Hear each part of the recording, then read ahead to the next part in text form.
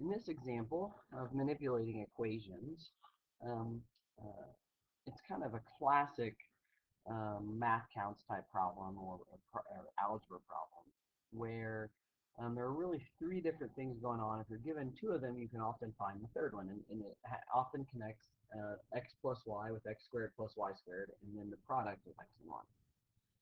And the way your technique for doing this almost always includes squaring the x plus y, whether or not you're going to actually know what x plus y is at the start or not. Usually your first step is going to be squaring it. So in this case, if I square x plus y, I have to square the right side as well. When I square x plus y, I get x squared plus 2xy plus y squared equals 324.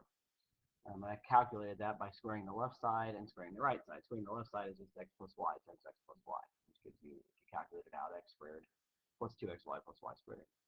Now that was good because now I can utilize this equation, x squared plus y squared equals 210, by subtracting it. So subtracting the x squared, subtracting the y squared, subtracting the 210. And I do that because when I subtract the x squared and the y squared away, all I'm left with is 2xy.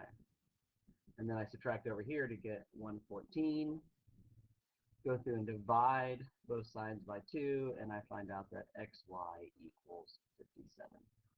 And that is the correct answer on this problem. You certainly could go through and calculate what the value of x is and what the value of y is, but it would be something that is not pretty, sometimes even imaginary. And so a much more effective way, if you're asked for just what the product is, rather than what one of the two individual terms are, using a technique like I just did, is good. And usually what you're going to do is it's going to require squaring, cubing, stuff like that to finally get